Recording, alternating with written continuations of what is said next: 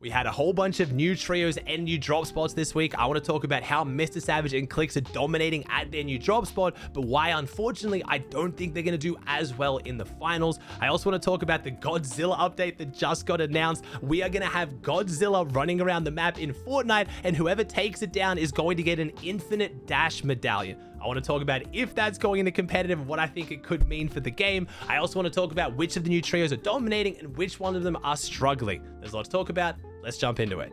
All right, let's kick off over on NA, and I'm not talking about Peterbot for the first time winning a tournament. Ritual Cult and Peterbot do not win. They almost win. It goes to Rapid, Poyo, and Bolt on 1,124 points, playing 17 matches, winning 5 of them, and dropping on average 17.94 elim. So absolutely fragging out. Again, that's even more than Ritual Cold and Peterbot. They had an average higher elims than Peterbot, which I love showing off again, just because, again, I'm big Rapid, Poyo, and Bolts fans, but there's a lot of focus on Peterbot right now. He's going to win FNCS. No one can stop him. He's the best by far. There's still some really good teams on NA putting up really big numbers. Both these teams got over 1,000 points, which is just absolutely absurd. We will have to see how it goes in set lobbies. I will admit, Peterbot, Cold, and Ritual have been looking better in set lobbies. They're playing out of their new drop, Flooded Frogs. I've already talked about this in case you guys missed it. Peterbot has left Brutal Boxcars. He is now going Flooded Frogs with the buff to get their secret vault. Plus, it just fits their playstyle way better. They can instantly loot, get all the loot they want, and just start W King. Peterbot's team did break another record, though. They now have it, I'm pretty sure, the world record for Div 1 games. They got a 44 elim win. If you want to watch that, it's up on my React channel. You can go watch it. It is an insane game. They did that against the top 200 best teams on NA, but they still weren't able to win the tournament. And Rapid, Poyo, and Bolt also dropped some very impressive games themselves. They have 2 39 kill wins back to back. They had multiple 30 elim wins as well. Absolutely fragging out, and I'm interested to see how this goes for them. I don't know whether there's going to be anything changing their drop spot. I was watching a top 5 gaming video where he said there's actually leaks that the Demon Dojo boss is going to be going in the future. We are going to be losing the Nightshade, which means that Demon's Dojo will no longer have the mythic mask, which is one of the main reasons why Bolts' team likes going there. So I'm interested to see whether that changes anything. Speaking of updates, we do have the Godzilla update launching today as of this video going live. I really hope it doesn't go into competitive, because if you guys haven't seen the leaks or basically the announcement from Fortnite, Godzilla is now going to randomly spawn into Battle Royale games. A player can become Godzilla, stomp around the map, and shoot energy beams out of its mouth, and the player who does the most damage to Godzilla ends up getting a medallion where they have infinite recharging dash abilities, just like we had the dash coin back in last chapter. So little bit concerned about that. I think there's almost no chance that makes it into competitive, but if by the time you watch this video it isn't in competitive, we're all doomed. So let's hope Epic keeps that out of competitive. We'll see how we go. We have Muzz, Clix, and Rise coming in 3rd place overall again from their new drop spot. They are now dropping the Shattered Span. If you guys, again, have missed my videos, Clix's team decided to leave Warriors, not because they weren't doing well. They just thought they could do better from Shattered Span, and already getting 3rd place. They are doing very well from a brand new drop spot that, in my opinion, I think they all still have so much to learn from. So MrSavage's team, spoiler alert, also absolutely dominating from this drop spot. So both teams who chose to switch here for their drops are doing very well. And again, like I've said, it's a very complicated drop. It's really spread out. There's a lot of loot. You're on the edge of the map. So I only expect these teams to get better and better from dropping here. I am a little bit worried for both teams in set lobbies, because again, there is so much practice that needs to be done in those high lobbies against the best players. How are they going to get their Storm Surge? Are they going to loot for too long? We'll have to see. I think the drop is showing it has major potential, but I'm interested to see how much they improve at that drop over the next few weeks coming into FNCS. Throughout the rest of the leaderboard, we had our classic names you expect to see. We had Batman Boogie Yomzo alongside their brand new trio Virgo. They dropped Mason. I've covered that a whole bunch. Videel, Cooper, and Sphinx continuing their domination. If you've watched any of Videel or Cooper streams, you know how well this team is playing right now. Not just as a team, but also just seems like they're having so much fun. They've been playing every single EU tournament together and then every NA tournament. The vibes couldn't be better. I am super excited to see how well this team does throughout this season. It is just really fun to see a team that's having so much fun playing Fortnite, and they've only just started playing together. We have Seek, G-Money, and OSID very quickly pushing themselves as the most underrated team in NA right now, playing very consistently in opens and finals. we have Reet, Vert, and Chance. Again, Reet's brand new trio. A lot of people talking a lot of smack on Vert and Chance, saying that Reet's too good for them. Why is Reet playing with them? And all I hear is the exact same things I heard when Reet wanted to play with Ritual in duos, and everyone said Reet was too good for him. And now look where Ritual is and what him and Reet achieved. So I'm really excited to see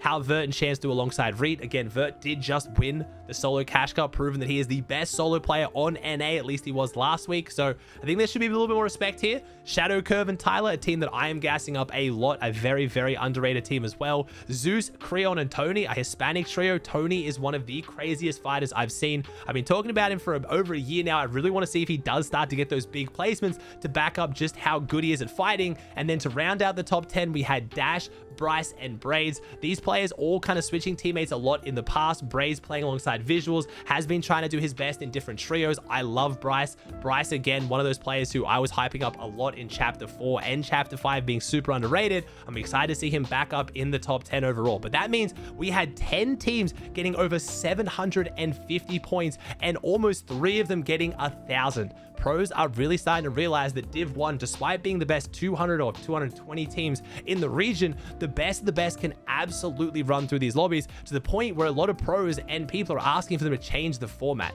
saying that 2-day qualifiers is good because there's more practice, more games, but there needs to be some kind of skill-based matchmaking. You can't have Peterbot's team on 1,000 points going up against, you know, Jimmy, Timmy, and Bobby on 0 points. And I know that's crazy because Jimmy, Timmy, and Bobby got to Div 1. They're some of the best teams on the region. The difference between, you know, the top team and that team is still insane. So I don't know what Fortnite's going to do about this. I don't know if they could even add skill-based matchmaking when it's only 200 something teams playing. But if you've watched any of the games right now, you probably have realized that even when we had just 1-round qualifiers when anyone in gold rank could play, the games were still more stacked because all the pros were versing each other every single game, because once they got on a certain amount of points, they'd always verse each other. So it's interesting to see if Epic will do anything about this, or if there's anything they can do about it. But a lot of pros are starting to say, after a few weeks of this, they're already starting to get a little bit bored of this format. Some teams are even qualifying in a single day, which makes playing day 2 completely pointless. So we'll see whether Fortnite does anything about this. FNCS is right around the corner. We only have 1 more week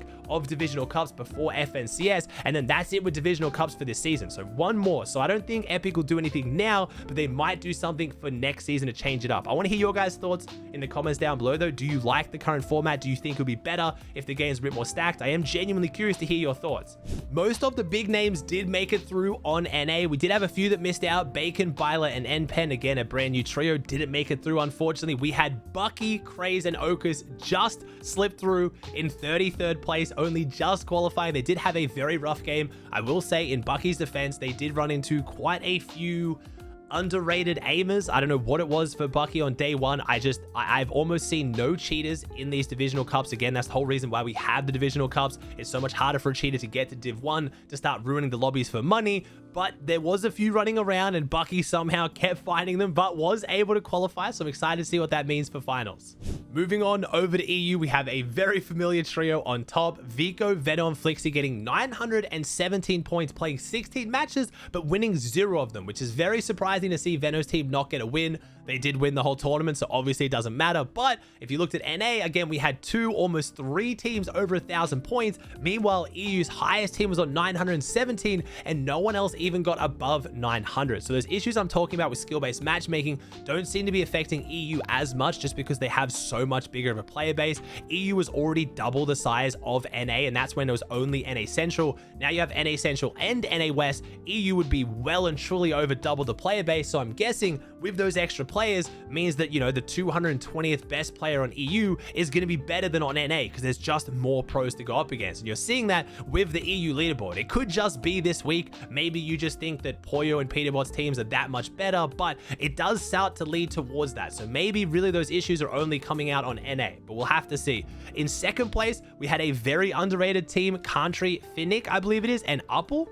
Could not tell you almost anything about this team. I don't think they're cheating. I just truly do think they are super underrated and did really, really well. Now, third place, we have Wheat, Howley, and Dan DePuzzo. 3 players been out for a very long time. Been a little bit quiet so far this season, unless I'm mistaken. We have Eyedrop, Sky, and Scroll, our Danish-Norwegian trio. Eyedrop, again, being dropped from his previous trio, now playing with Sky and Scroll, doing extremely well. We have Loki, QB, and Lucy, who I'll get to in a second. Mr. Savage Mongraal fans are going to be quite upset upset that Lucy qualified. We then have Mongraal, Mr. Savage, and Panzer coming in 6th place, 803 points, going their brand new drop spot, Shattered Span. They ended up getting first on day 2. They had the highest points of any team on day 2, so fair to say their new drop spot is working very, very well for them. The reason why I said Savage fans won't be a huge fan of Lucy, luckily for Savage, Mixon's team, who did not qualify for finals, is the main team that is also going Shattered Span. They've been going the bridge all season, so Mr. Savage's team deciding to drop on them was a little bit scary, but they didn't qualify. I thought,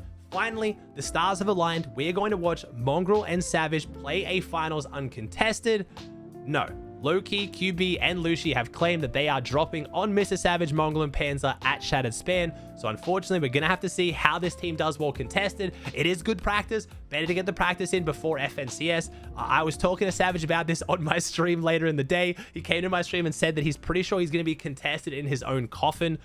Mr. Savage, I don't know what it is for why he just gets contested every single tournament, but it is a new drop spot for them. They haven't learned it that well. Lucy, again, wanting to try out a new drop spot. It's going to be an interesting fight. If you haven't seen how Shattered Span plays out, it's a very exciting, very fun spawn fight to play. It's kind of like a red versus blue map because the bridge is just completely split. A lot of teams will try to 50-50 and alpha up the slope truck to try to get that advantage, but if you don't have best drops, you can just pull off, hit the launch pads, fly around, get some loot. It turns into a crazy, really fun, really exciting spawn fight, but it's one, unfortunately, I think isn't going to go particularly well for either team because the fight can drag out so much. So we'll have to see how Mr. Savage's team handles it. They've been playing it really well in opens, getting contested a lot and winning it, but set lobbies, there's always that extra bit of pressure. It's always that little bit harder. To round out the top 10, we have Yanis, Noah Riley, and Rezon playing extremely consistently at the moment. Andalex, Artskill, and Sato. I love seeing Frenchies in the top 10. Seti, Hari, and Kami, no surprise. And then Cringe, Cade, and Mappy. Just like NA, we didn't have too many big teams missing out on the top 33. We did, unfortunately, however, have one of our new teams. We had Chap, Vanya, and Pixie, unfortunately, not be able to make it inside the top 33. Vanya deciding to drop Marius for Chap. Didn't end up playing out so well for them. Missed out on finals this week. Meanwhile, Marius, with his new trio, Sanguild and Lunex, has managed to qualify. However, Pristini and Skivvy with his new trio have managed to make it. Chicho, Trulex, and Tayson also managed to make it. So the majority of the new trios that have formed are doing very, very well. However, Chap, Vanya, and Pixie might be looking for new teammates. I'm not entirely sure. I didn't see anything on the timeline. I don't want to call anything just yet, but Vanya really struggling to find consistency right now, and it's very, very unfortunate. We did have one of my favorite underrated trios right now, Shark, Zhu, and Ziandi, just scrape inside the top 33, but they did edge out the Gentle Mate trio of Akira, Podesai, and Xweezy. The Gentle Mate trios have all been doing phenomenally well. They've been triple qualifying for so many of the finals, which has been really fun to watch on Nikov's channel, but they did just miss out unless something happens to any of the teams in the top 33, but I recognize every single team in the top 33. I don't think any of them are cheating, so unfortunately, I think the Gentle Mates will be sitting out this week.